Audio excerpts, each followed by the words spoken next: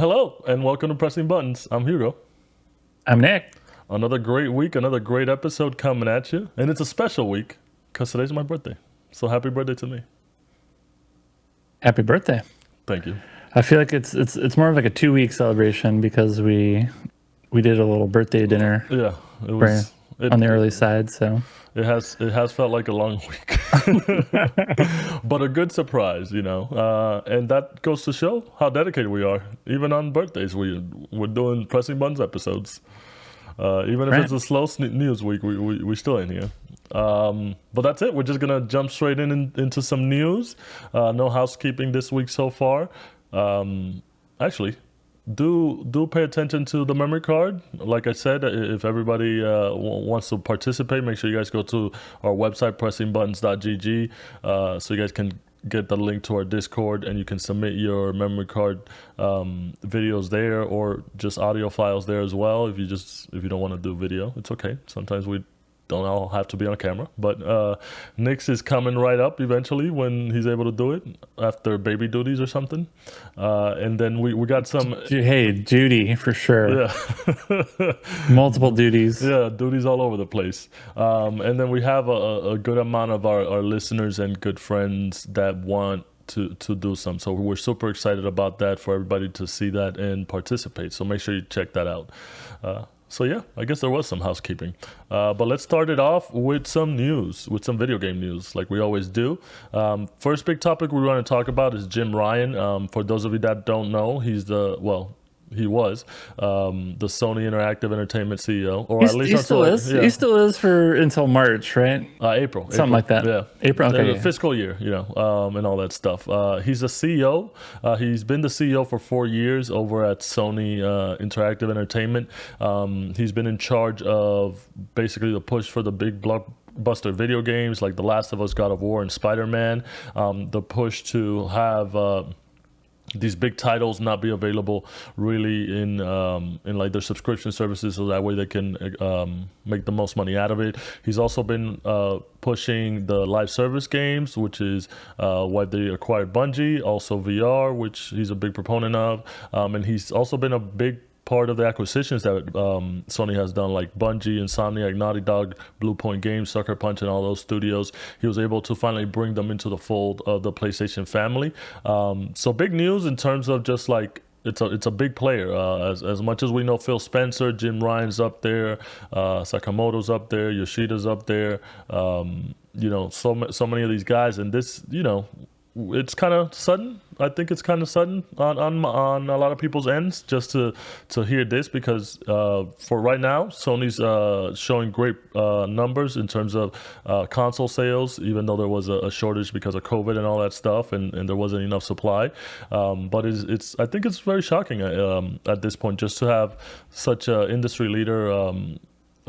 Corporate guy kind of stepping down, and mainly from what he said, it seems to be just like the travel from Europe to the US is kind of taking its toll on him, and he wants to kind of just relax and chill, and we'll see what the future holds. But it's definitely a sudden thing. I don't know what this will do in terms of the road plan that Sony has had. We've discussed this before on the podcast, that they're looking to do more live service games. And like I said, him being a big proponent of that, and making certain acquisitions to kind of push that to be Sony's kind of goal in the future, kind of may throw a wrench in it. It depends on who they name. There's an interim CEO right now, but they're looking for somebody to fill the void by then. So we'll see what that holds. What do you think of this? And do you have any idea of what they're looking to do?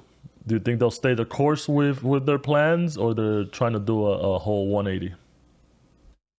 Yeah, I don't know. So I was also surprised by this. It does seem kind of sudden. You generally want to have some idea of who's going to succeed, that type of senior leadership role. So I think he's probably had enough.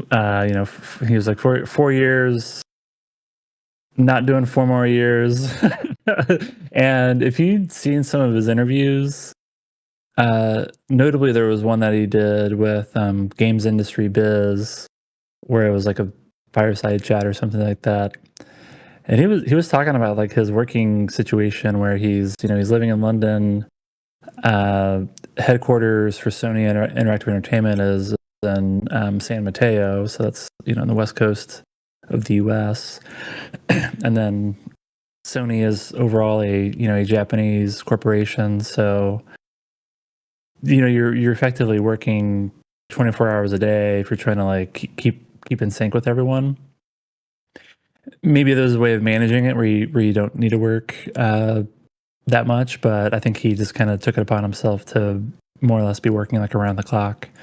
And he went through this during this fireside chat, and you actually just kind of like feel bad for the guy. Like it's I don't think people generally feel bad for CEOs because they're pretty successful and doing well for themselves, but you almost kind of like feel bad for the guy for like it sounded like real tough. So I think that ultimately just took a toll on him, and he's just like, okay, I've been at PlayStation for almost 30 years, been in the senior leadership position for 4 years.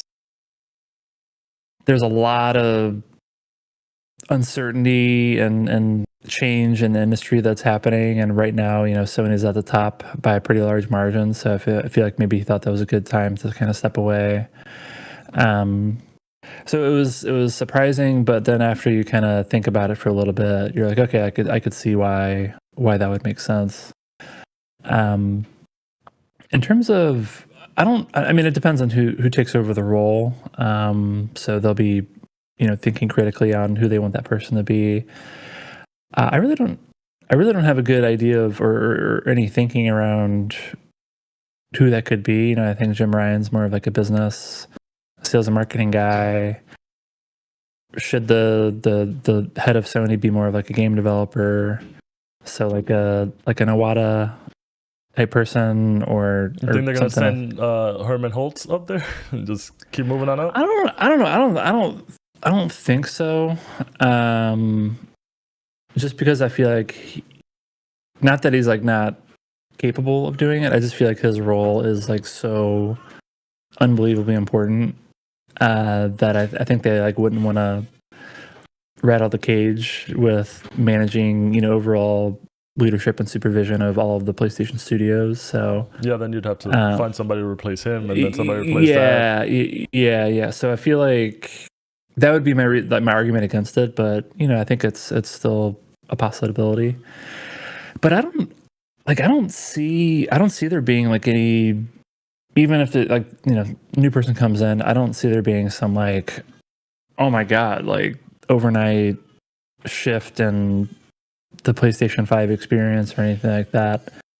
I think a lot of the things happening at PlayStation, I think the big bet is this whole like live service game, where I think a lot of people have a lot of opinions on that, on whether that's the right strategy or the best use of development resources, like spending so much on quote 15 live service games. I think that's probably one of the bigger kind of strategies that they're pursuing. Like I think that's like a very corporate, like I have to imagine Sony in Japan, like the Sony like corporate headquarters is like influencing that. It's not just, I don't think Jim Ryan just like woke up one day, it was like, here's the future, it's 15 live service games. So I think because of that, I think there's probably like a lot of top-down pressure and things that are happening in the industry at large that kind of led to Sony wanting to get more aggressive in that.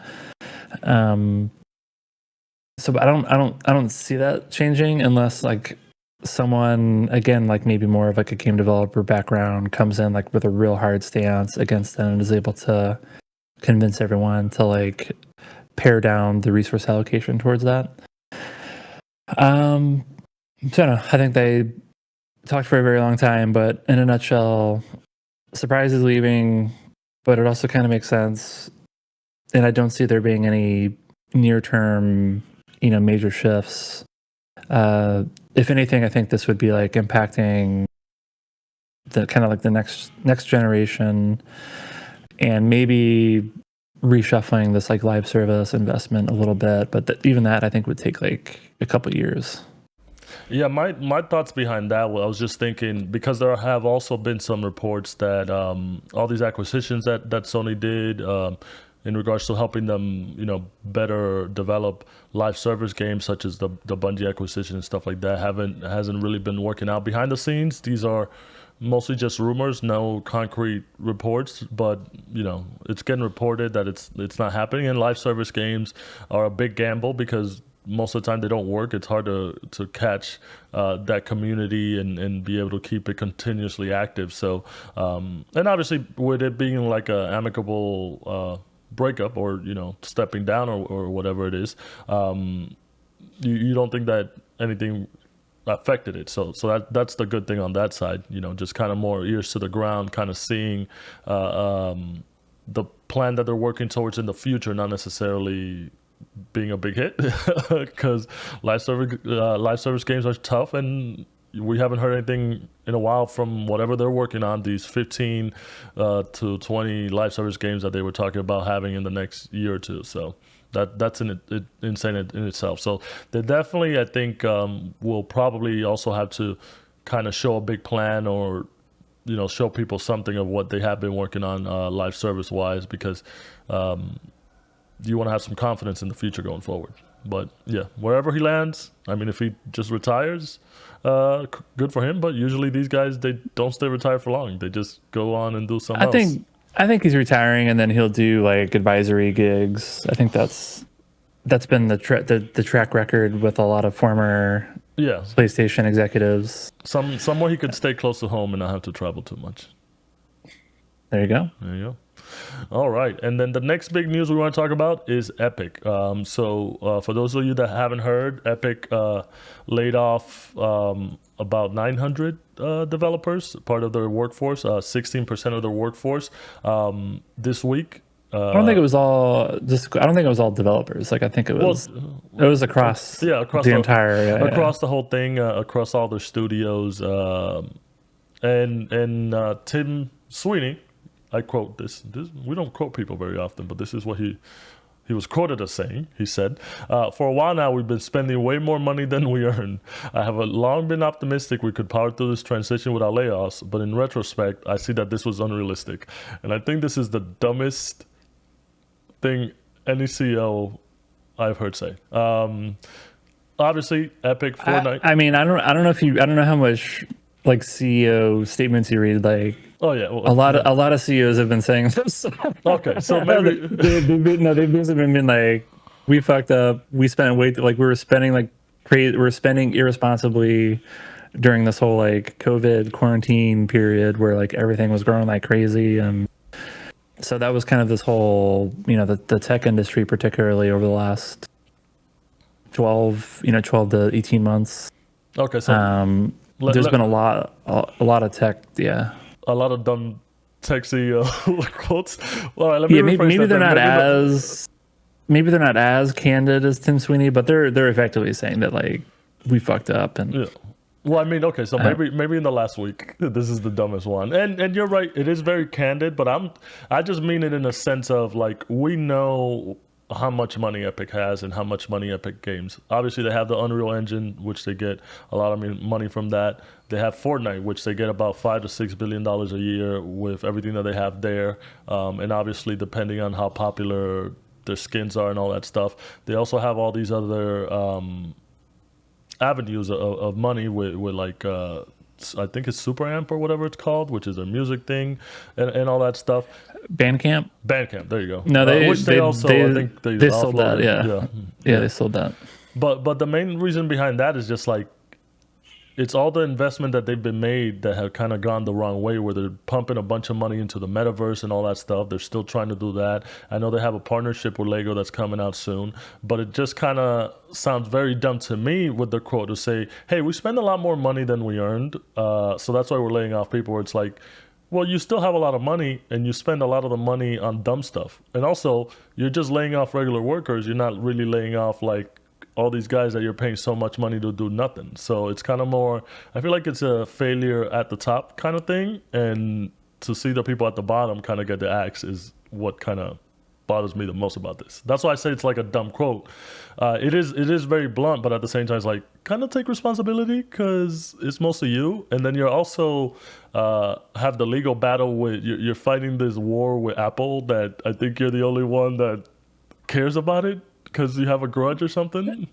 Yeah, there's been a couple self-inflicted wounds. I think the legal battle against Apple, uh, that was a tough one. I think trying to take on, this kind of came out through that court case, like, but there was a lot of data around how much they've been spending to try to cold start the Epic Game Store with giving away a lot of free games and things like that. So trying to aggressively compete with Steam, I think like has been another challenge for them. So that's, I think, added up, been pretty costly. So yeah, I was surprised to hear that they said they've been spending more money than they've earned, because I just kind of expected they were making so much money that they were like in a position where they spent irresponsibly, but not in a way that it was more than what they were earning during that period. But I think there's like a few things with like giant price tags that could make that true. One of them being this like, $250 million settlement, or however much it was, all the money they spent on games for Epic Game Store. And then there's probably a couple other misfires. So yeah, I think that could add up pretty quickly. But yeah, this is pretty much par for the course with tech. Tech companies grew way too fast. Like I kind of use the term grew irresponsibly, and then they need to Very they're irresponsibly. they're in a position of needing to course correct at the cost of people's jobs.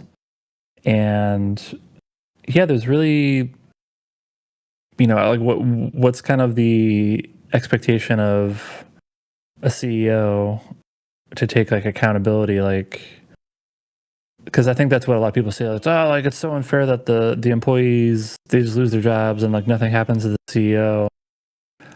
And it's like, yeah, but like I mean, like, what do you? Tim Sweeney's like a billionaire. Like, Yeah, I don't think like reducing his salary by 50% or something is like, I don't think that matters, and to him at least. And they're not going to fire him because he owns like owns too much of the company. Share, yeah. So like I don't know. That's kind of like, maybe that's like a shitty point of view, but I'm just like, what do you like? What can you? Like, I know a lot of people are like, oh, we need justice, and it's just like, okay, well, like, what does that look like actually? And I don't think there's much you can do other than just voice your complaints. My justice is Tim Sweeney, take some responsibility and just go retire or something, man. You have money. Stop trying to fight Apple and do stupid things. Let people make video games. It's either you quit or stop taking money. Like I don't know. Everyone loved it when Iwata took a pay cut because Nintendo like didn't reach some sort of financial goal.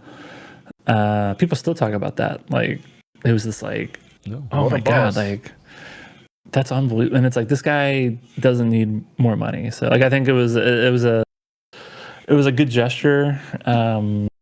And I think maybe something you see more in like Japanese business culture than elsewhere. But like a founder of like a tech company in the US ain't doing that.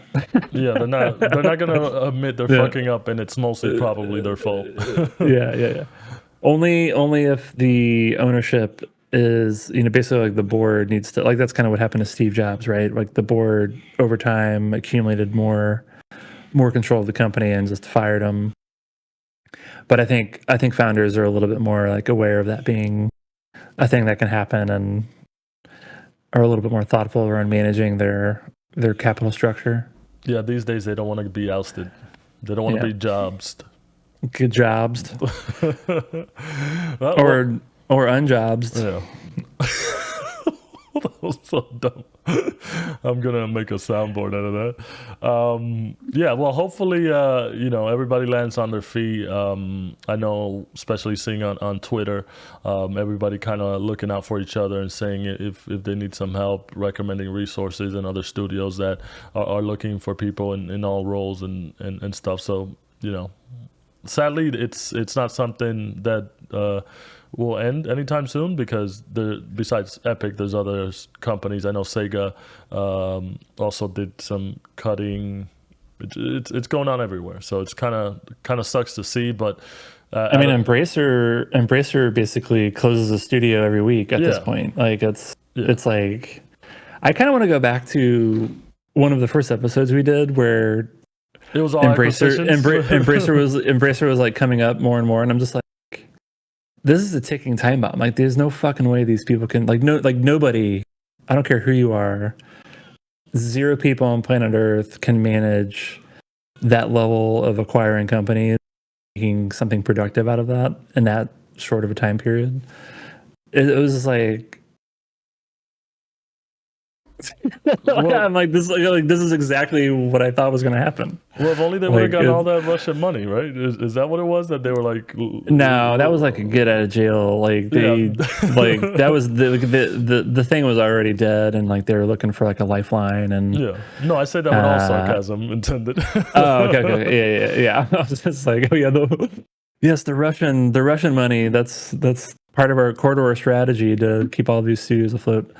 If that's like where you're at, then like you've already, the thing's already gone downhill. So yeah, it's a real rough year. I think it was like on some message board there was this like contrast between how this year is like one of the best year for games ever, but like one of the worst years ever for like people working in the games industry. That's just like, yeah, what is that? It's so bizarre. No, like, I saw when you think I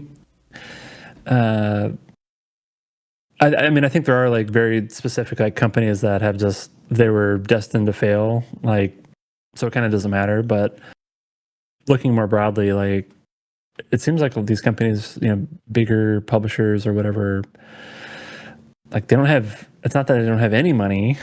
They're just mismanaging the money. Yeah. So yeah, it's tough, man. So.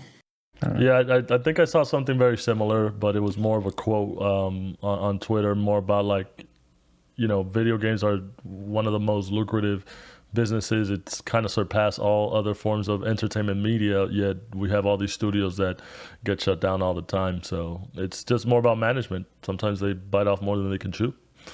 All right. So good luck to everybody on that. Hopefully everybody, like I said, lands on their feet and, keep on keeping on. Moving on, we want to talk about some anime stuff, specifically to do with video games, because we are a video game podcast, but even though we talk about animes. What's the premise of Jujutsu Kaisen again? It's like Ghostbusters, but in Japan. But with both finger eating? Yeah, okay. Finger eating. Okay. That's what you call it. It's really good, by the way. You should be checking it out. I've been hearing, like, I just kind of, it's everywhere. Like, everyone's hyping it up everywhere. So maybe I will check it out. Yeah, it's the new hotness. But that is not the anime we want to talk about. We want to talk about the Tomb Raider anime and the Devil May Cry anime. So Netflix recently showed off a couple trailers. One for, a trailer and a teaser. So the trailer was for the Tomb Raider anime based on the new original, the new trilogy reboot, starting the new younger Lara Croft, voiced by Haley Atwell, who we like from Mission Impossible and also from Agent Carter. And then I do not like her from Mission Impossible, to be clear. What? She was awesome in that. We watched the movie together. Yeah, no, I hate the movie. She was fine, I guess. I just I want that movie to be erased from my memory, and then, but everything else she's in is cool. All right. They also showed off a short teaser of Devil May Cry. This one is going to be produced by Adi Shankar, who also produced the Castlevania series, and who, coincidentally, I also had the pleasure of meeting at Comic-Con about 2 to 3 years ago, and he signed one of my Castlevania posters. So that was pretty good.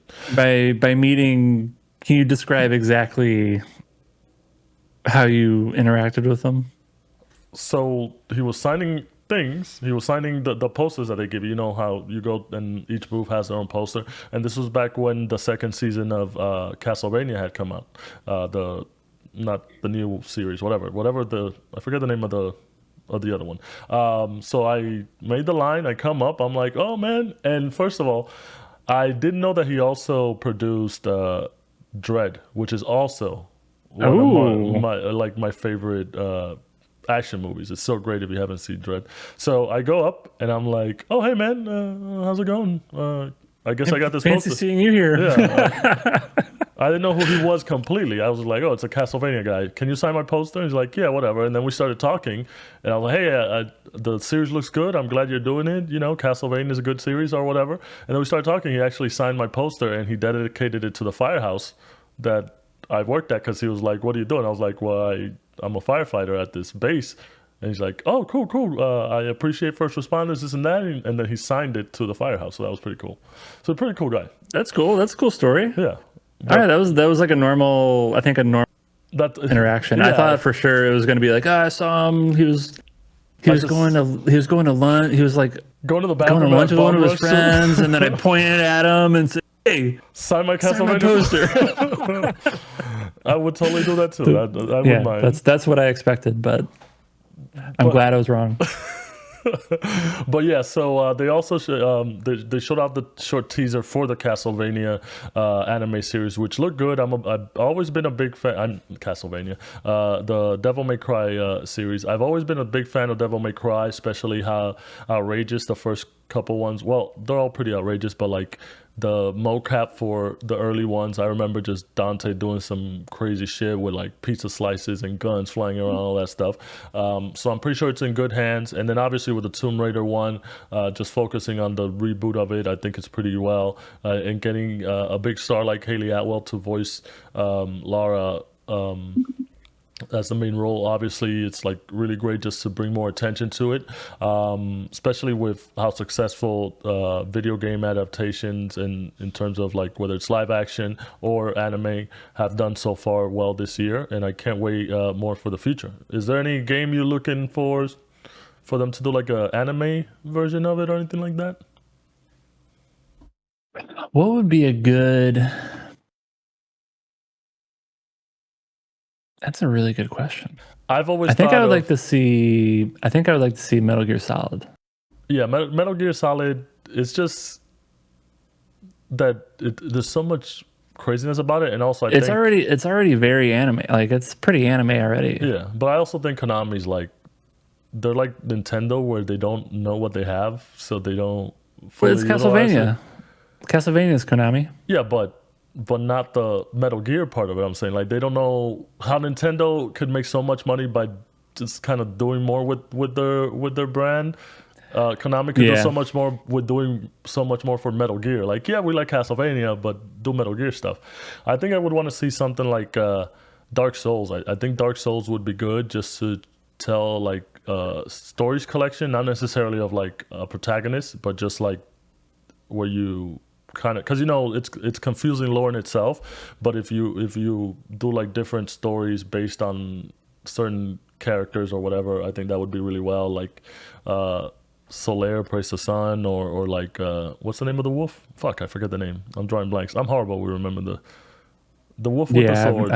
I know who you're talking about. I just can't remember. But like anything like that, where it's great to see. It would be great to see the world in animation, and also to kind of learn the story more. And I know they have all these videos on YouTube, but it's kind of not the same thing when it's not high production value. So I would love to see something like that. I thought they announced an Elden Ring something, right? I can't remember if it was a TV show or a movie. No, But I don't think it's through Netflix, but I think they just complicated. announced. Well, no, they announced it. Like look it up, bro. I wish we had a producer. Well, an editor. Yeah, we need a or producer. something. I could be lying. A third You know, producer you never know with me. But I thought they made some comment like right after it launched, and it was like a smash success. They're like, oh, yeah, we're exploring other things to do with the property, and it's going to be like a transmedia whatever. But we haven't heard anything since. It might have I don't been know, like just because of the popularity and also because of the collaboration with George R. R. Martin. That probably yeah, could have had something. Maybe we'll look it up. yeah. But even with that, like I don't know, I'm curious to see what someone does with the franchise. I feel like adapting that to TV and film is It's a tough it's like task. it's almost like a clean slate. Like it's like you have just like the way that the lore presents itself in the game is just like so specific to games. And one analogy might be the Last of Us was like the third episode of Last of Us, where it's like Bill Yeah, and his partner or whatever, and like which I think is one of the best episodes of television of all time.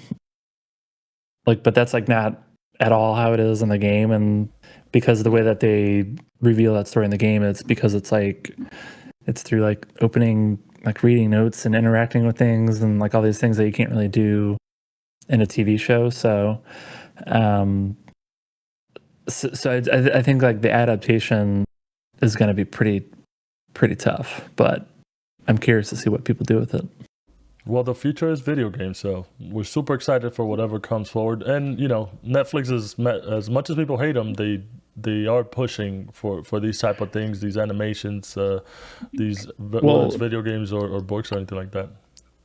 yeah, I mean it's I think pretty interesting because they have a reputation for just canceling a lot of things, and the fact that they just like seemingly are just going deeper and deeper into anime and games adaptations and things like that. I think so. They must have the data to suggest that that's like a good use of money. So I think that's a positive signal, and hopefully we'll see some more. Yeah. Well. All right. Well, that does it for the video game news that we wanted to talk about. Like we said, pretty light week, but we're always here for you with something. And we're gonna move on to some closing thoughts. I will start off. And I'll start off with what I started off at the beginning of the episode. It was my birthday. Well, it is my birthday today, the first, for those that don't know. But you guys, my very, very good friends, surprised me with a little pre-birthday dinner that I was totally surprised by. Usually, I don't do much for my birthday because I like to keep it quiet. But shout outs to my boy Zach, who kind of organized it for everybody. We had a little dinner, and then Nick was there, and our boy Ali was there, and Joe was there, and I was very surprised. And we had some good food and some good drinks. So shout outs to you guys. And also, I went to a wedding this weekend that I got super, super blasted and hammered, but no hangovers. And I had a lot of food. It was a good wedding. And, I dance a lot, which I love. So that was pretty good. So if I still have some energy now, but I just came back from the wedding. Well, the wedding was last night, but I just came back this morning. So I don't know how I'm still up. But that's how much I love this podcast. And then as far as like TV and stuff, I've been watching. I don't know if you ever seen the show. It's called Don't Trust the Bee in Apartment 23. I've heard of it. Isn't Yeah, that the it stars isn't that the girl from Breaking Bad, who is also Jessica Jones. Hold on, Kristen Ritter? Kristen Ritter. Yeah. So Yeah. it stars her. It's pretty funny. It starts off kind of dumb because about a bitchy roommate that fucks over this girl that just moved into her place, who becomes a roommate. But it's like pretty like joke every minute type of thing. And James Vanderbeek is in there, and he plays himself as like you know like a more dramatized comedic version of him because he was in Dawson's Creek. So it's pretty funny. Yeah, he plays himself. So that's pretty funny. If you ever get the chance to check that out, it only ran for like a season and a half. Well, they did one season that was like a short 7 episodes. Then the second season was like 18 episodes. So unfortunately, it got canceled. But I was just bored because I didn't know. I wanted to watch something. I just didn't know what to watch, and I was like, let me watch this because I thought it was funny. So if you can check it out, check it out. And then as far as video games, based on your recommendation from last week, I started playing the Star Ocean Second Story R demo. I was disappointed because it kicked me out after 3 hours. The demo's only for 3 hours, Yeah, or you're until you too much get of a completionist. Like I figured that would happen. yeah, Like yeah, it's 3 hours or until you get to like a certain point in the demo. And I spent 3 hours because, like you said, I was talking to everybody, finding out a bunch of shit, and it's a fun demo. I do like the art style. I wish the pixels, the character sprites were like more detailed. I don't know why it isn't like that, but it still looked good anyways. And the 3D models and everything like that, the towns and all that stuff look pretty good. So thank you for recommending that. And I think I can't wait till it comes out in November, I believe, and purchase hmm it. And then the other game that I started playing was Marvel's Avengers. Surprise, surprise. you got it Yeah, before they they took it did. away forever. Yeah, they delisted it yesterday on the 30th, but I bought it for $6. It came with every DLC thing with all the characters and the costumes and the expansions or whatever it was, the whatever the add-ons were and all that stuff. I mostly got it, one because it was cheap, and two because it wasn't going to be available in the future anymore, and three because, like we discussed before, I like the whole comic book lore and the costumes and stuff like that. And I didn't play it much, but I can see why it had a lot of its issues. It definitely is not a great game, but it's something to buy and waste your time with, which I did if you have $6. But one thing I do like, and I haven't played with all the characters yet. I haven't unlocked all of them, so I can't see all the other characters' costumes except for Kamala Khan and the Hulk. But they really did a good job of like getting a bunch of different costumes from different eras, or just like entirely brand new costumes. I think like I counted at like 60 for Kamala Khan, and then like another 60 for the Hulk. So that was pretty like good. There was a Mr. Fix-It one which looked pretty good. Gamma Hulk, like they had so many variations that I thought that was pretty cool. But again, the game not that great. Not that great. So I can see why it kind of floundered, but I'm glad I was able to check that out before they completely delisted it. And that's it for me and my closing thoughts. What about you? Cool. Yeah, I did. I also played. So I recommended it to you, but that's because I was playing it. I think I played it for like 10 minutes. The Star Ocean demo, and I'm like, oh my god, this is awesome. So I played it for I think it was about 2.5 hours, and I just kind of had a different objective. I was just like, I've played enough. Like I'm just gonna buy it when it comes out. I think that'll be an awesome Steam Deck game. So I'll be looking forward to that. Now that I'm in like portable gaming mode, courtesy of having a child, I just think there's going AKA to be more. dad mode, yeah. Yeah, there's going to be more portable gaming in my life. So, I tell yeah. you So I this think about this real quick. It did kind of pique my interest of like, ooh, maybe I should check out the other Star Oceans, because I know I played the 3D ones. I never played like the earlier um, 2D ones. yeah, I'm not a Star Ocean expert. I feel like Star Ocean 2 is one of the favorites. I dabbled in the 3D ones, but they were almost always like pretty bad.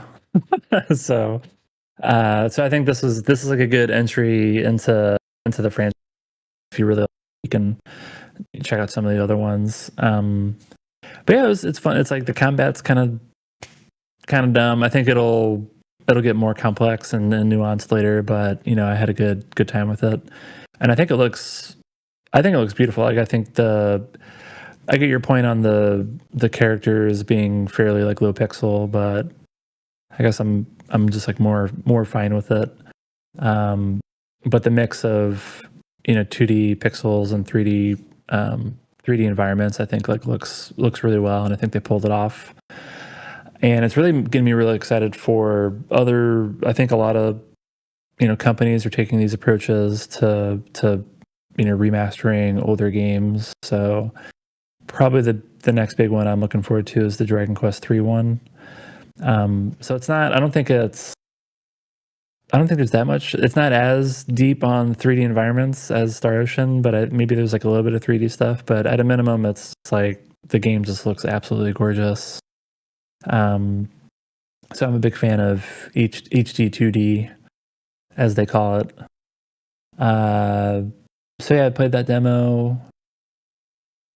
That's pretty much it. I dug out the, if you're on video, you can see, but I pulled out the analog pocket, which has been collecting dust for maybe the last 9 months, And then dad mode. something like that. And then now I've been playing the hell out of it, so that's been great. So I just kind of play it on my chair, or if I'm driving someone somewhere and I need to like, wait for them, I just play it on the car. So that's been very good. So playing a lot of the older Super Nintendo classics on it. So I'm rotating through Super Mario World, Chrono Trigger, and Earthbound.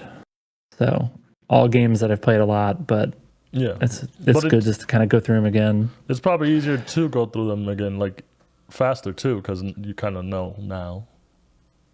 Well, you'd think so. So Super Mario World, yeah, just because you kind of just know, like, there's like these different, secrets and keys, and I kind of remembered where they are, and which when I was younger, I think that was like, like kind of like a new thing at the time of just like, wait, what? Like, there's like multiple paths on the world map, like, and then it took me like a while to figure that out, but so yeah, that one I know for sure. Like Chrono Trigger and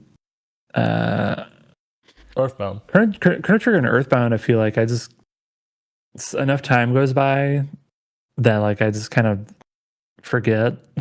It's kind of the same thing with like Super Metroid, actually, where like I've probably been Super Metroid like 10 times, but like every time, but it's like every few years or whatever, and uh every time I do it, it almost kind of feels like a fresh game because the level design I think is just like really, really good, and it feels fresh every time you go through it. There's like a couple things you remember, like there's this one specific path where you need to use a power bomb because it's glass. Like there's like a couple of these things that you remember, but other than that, it still feels pretty fresh, which I think speaks well to like how timeless those games are. Yeah, top 10. I think that's it. I played a little bit, like playing games at my playing PC desk is a real challenge, just because I'm just like going up every 5 minutes. So like I was trying to get into Cyberpunk, but I think I've successfully done like one mission. So still need childcare to stabilize a little bit before I can go deeper into PC games. Might have to make a baby schedule. Yeah, I think I mean, she's only like 2 weeks old, so I think it'll get a little bit. I need to ask our Brexit correspondent how many weeks it took him before he could kind of get into a predictable schedule. I still think I have many more weeks ahead, but I think I think it'll get to a point where it's like she's consistently going to bed at a certain time, and then I know I'm free and clear for PC gaming. Yeah, we gotta look at you. You're already tired of it. Yeah. Baby's got you tired. Yeah, we'll have to ask our Brexit correspondent and all those daddies, with Z's out in. Don't say it like that. In our Pressing Buns Damn. Discord, we're all daddies. What are you talking about? And mommies, because we have some females on Discord. 8%. 8% female population. But yeah, if you guys have any tips for Nick on how to manage gaming and being a new dad, hit him up. Let us know. Make sure you guys are joining us on there. Go to our website, pressingbuttons.gg. You'll get all our links and come and be part of the community. We've gotten a huge influx of people lately, so that's pretty cool. Right. People, we keep growing. I think it's literally just destiny, right? No, it's no. Okay, I think basically 100% of our audience growth, or at least in Discord, was all Destiny network effects. Well, people travel in packs. Now we got like a big Cuban contingency that has spawned up, which is good. Great. We welcome all, so that's good. It's just you get one group of people, and then like they invite their friends, and then you get another group, and then they invite all their friends, which is great because it means we're expanding, we're growing, we're getting a bigger community. which we That's love. right. Please subscribe to our YouTube channel. Yeah, subscribe to everything. Mainly YouTube, though. Yeah, mainly YouTube. But that does it for us. Short episode, like we said this week. Not a lot of video game news, but we got information for you. We got stuff that we like to talk about, and you guys like to listen to. So thanks for joining us. And on behalf of myself, I'm Hugo. Bye. I'm Nick Later.